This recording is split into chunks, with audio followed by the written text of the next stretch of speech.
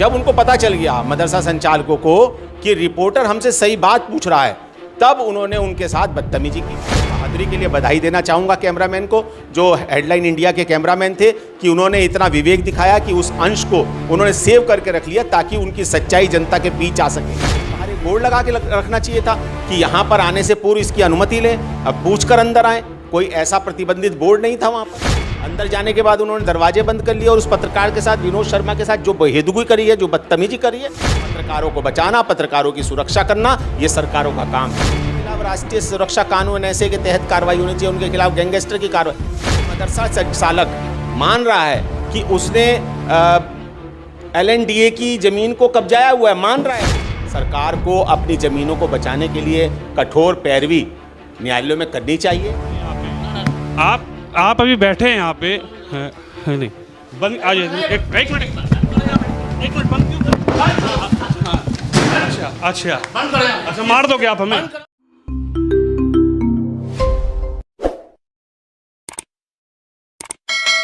नमस्कार, स्वागत है आप सभी का हिंदुस्तान 24 पर और मैं आप सबके साथ विपिन चौधरी। निजामुद्दीन दिल्ली में एक मदरसे में रिपोर्टिंग कर रहे हेडलाइंस इंडिया के पत्रकार विनोद शर्मा और उनके साथी कैमरामैन के साथ मदरसा संचालक ने न केवल दुर्व्यवहार किया बल्कि उन्हें 1.5 घंटे तक बंधक भी बनाए रखा। अब इस घटना को लेकर पत्रकार समाज में बड़ा रोष है और बातचीत करने के लिए आज हमारे साथ ग्रामीण पत्रकार एसोसिएशन के उत्तराखंड प्रभारी एवं जनपद सहारनपुर के जिला अध्यक्ष आलोक तनेजा जी मौजूद हैं। आलोक तनेजा जी, बहुत बहुत स्वागत करता हूं आपका हिंदुस्तान 24 पर। जी धन्यवाद, आपका भी बहुत बहुत धन्यवाद। निजामुद्दीन की वो घटना तो आपने देखी होगी, किस तरीके से एक मदरसा संचालक और उसके गुंडे एक पत्रकार के साथ दुर्व्यवहार कर रहे हैं, उनकी लाइटों को तोड़ रहे हैं और कैमरा बंद करने की धमकी दे रहे हैं। तो इस घटना पर आपकी क्या प्रतिक्रिया है? देखिए, जिस तरीके से निजामुद्दीन में हेडलाइंस इंडिया के पत्रकार विनोद शर्मा के साथ, जैसा कि मैंने वीडियो देखी है, लिंक से देखा है मैंने वीडियो को, जिस तरीके से वो मारपिटाई कर रहे हैं और रिपोर्टर को उन्होंने अवैध रूप से इलीगल तरीके से बंधक बनाया और उनसे मारपिटाई करी, वो बहुत निंदनीय है। इसकी जितनी भी निंदा की जाए उतनी कम है।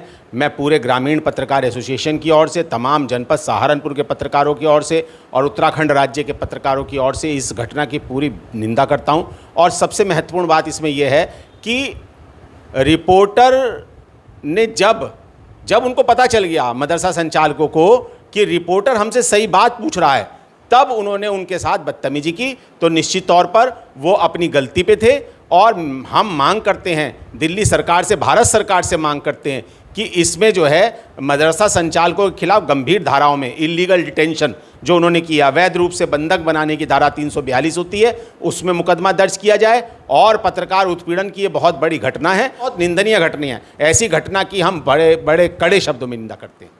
पत्रकार तो लोकतंत्र का चौथा स्तंभ है, लेकिन क्या आपको लगता है, चूँकि आप पत्रकारों की राजनीति भी करते हैं और पत्रकारों के लिए आवाज़ भी बुलंद करने का काम करते हैं, क्या वर्तमान समय में पत्रकार बस बेचारा बनकर रह गया है? देखिए, निश्चित तौर पर इस समय का जो काल चल रहा है, इस कालखंड में पत्रकारिता जो है वो तलवार की धार पे है। हालांकि पत्रकारिता पहले भी अंग्रेजियत में भी तलवार की धार पे रही है, लेकिन देश आज़ाद होने के बाद जिस तरीके से मीडिया पर हमले हो रहे हैं, ख़ास तौर से सरकारी तंत्र तो जो हमला कर रहा है वो कर रहा है, जो समाज के लोग हैं, समाज के लोग अपनी गलतियों को छुपाने के लिए, जब मीडिया कर्मी जाता है अपनी गलतियों को छुपाने के लिए उन पे गलत आरोप लगाते हैं। गलत आरोप लगाकर वो जो सच्चाई को दिखाना चाहते हैं, सच को उजागर करना चाहते हैं, उनको दबाया जा रहा है। इसमें भारत सरकार को और उस राज्य को इसमें हस्तक्षेप करना चाहिए जिस राज्य में इस तरीके की पत्रकार उत्पीड़न की घटनाएं होती हैं, उस पर उस राज्य को गंभीर, ऐसे लोगों के खिलाफ गंभीर कार्रवाई करनी चाहिए और उनके खिलाफ FIR दर्ज करनी चाहिए। आपने तो पूरा वीडियो देखा, क्या पत्रकार विनोद शर्मा के द्वारा किसी प्रकार का कोई गलत सवाल किया गया? नहीं, जिस तरीके से विनोद शर्मा पूछ रहे हैं कि LNDA की ये ज़मीन है और वो जो मदरसा संचालक है वो स्वीकार कर रहा है कि LNDA की ज़मीन है, लेकिन इसमें मुकदमा चल रहा है, ये मुकदमा एक डिफरेंट चीज़ है। लेकिन पत्रकार जो समाज को दिखाना चाहता है, वो जो सरकार की ज़मीन को बचाने का प्रयास कर रहा था और सरकार को इस बात का संदेश देने की कोशिश कर रहा था कि देखिए किस तरीके से मदरसे जो हैं वो अवैध जगहों पर संचालित हो रहा है और मदरसों को किस तरीके से अवैध जगह पर संचालित करके काम कर रहा है, तो सरकार हित की बात कर रहा था। वो तो गवर्नमेंट के पक्ष की बात कर रहा था, और गवर्नमेंट पक्ष की बात करने में उनके साथ जिस तरीके से मार पिटाई, जैसा मैंने वीडियो में देखा है, जिस तरीके से धक्का मुक्की की जा रही है, हालांकि बाद में वीडियो को बंद करवा दिया गया, चूँकि बलपूर्वक वीडियो को बंद करवाया गया है। और ये तो हमारे जो कैमरामैन उसको शूट कर रहे थे, उनकी समझदारी थी कि उतना अंश भी उन्होंने जो है वो सेव कर लिया। मैं उनको इस बहादुरी के लिए बधाई देना चाहूँगा कैमरामैन को, जो हेडलाइन इंडिया के कैमरामैन थे, कि उन्होंने इतना विवेक दिखाया कि उस अंश को उन्होंने सेव करके रख लिया ताकि उनकी सच्चाई जनता के बीच आ सके। अगर वो सेव ना करते कैमरामैन तो शायद इतनी सच्चाई भी सामने ना आ पाती और एक तरफा उन पे आरोप लगाकर उनको आरोपित कर दिया जाता। ये बड़ी दुखद घटना है। हम इस घटना की कड़े शब्दों में एक बार फिर से निंदा करते हैं। अगर जनहित की कोई खबर करनी हो और उसे करने के लिए किसी मदरसे में जाना पड़े तो क्या उससे पहले परमिशन लेना आवश्यक है?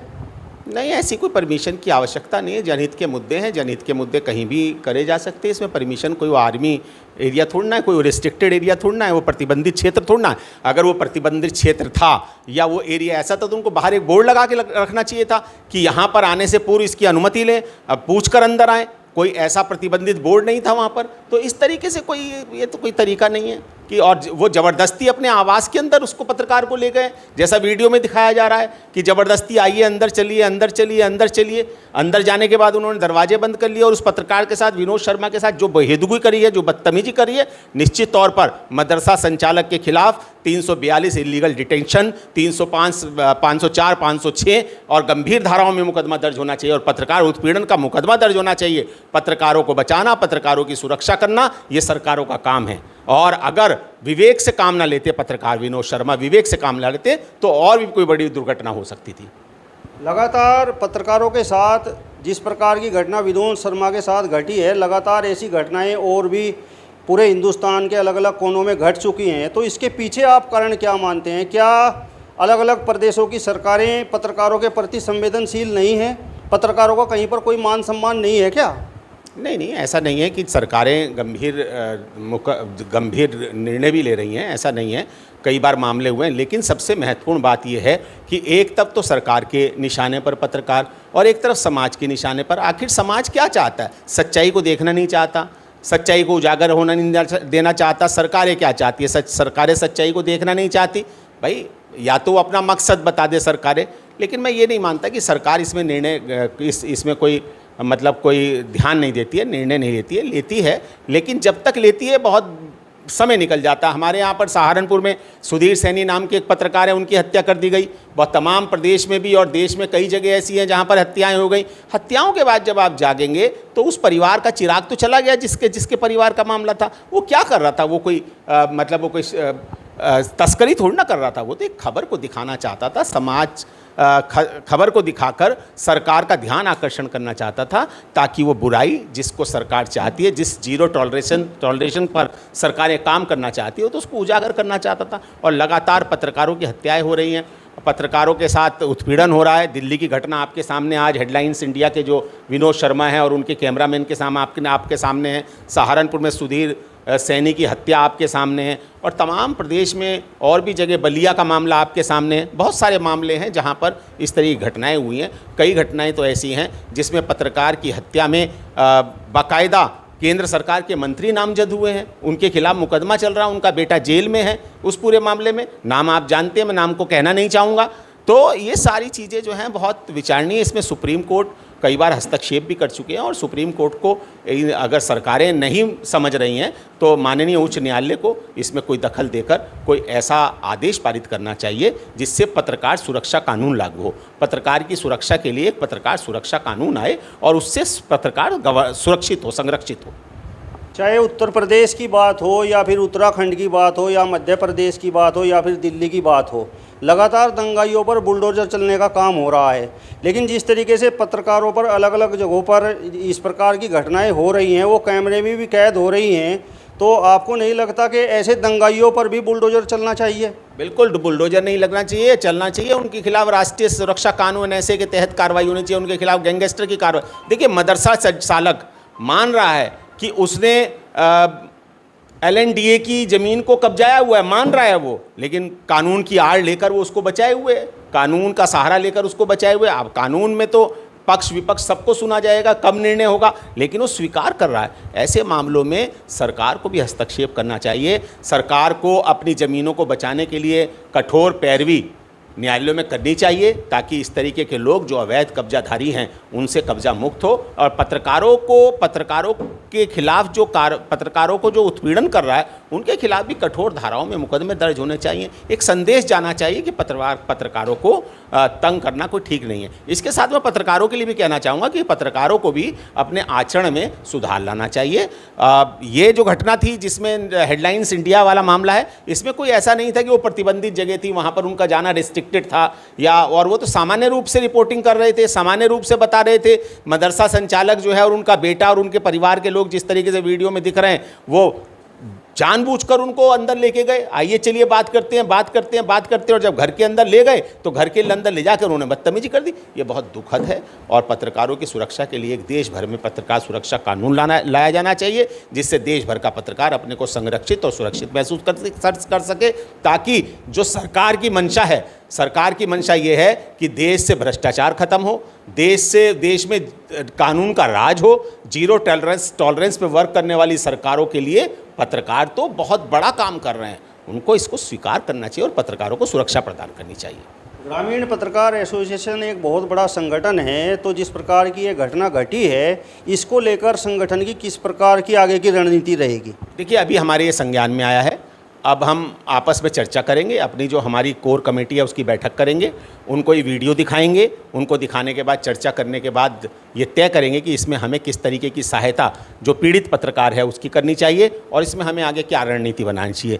ये हम प्रदेश नेतृत्व जो हमारा है, उस प्रदेश नेतृत्व को, जो हमारे उत्तर प्रदेश के अध्यक्ष हैं, राष्ट्रीय अध्यक्ष हैं देवी प्रसाद गुप्ता जी, हम उनसे भी चर्चा करेंगे। मामला हुआ है, इस पर जैसा दिशा निर्देश हमारे केंद्र संगठन का और राज्य संगठन का होगा, उस पर हम उसी तरीके से कार्रवाई आगे करेंगे।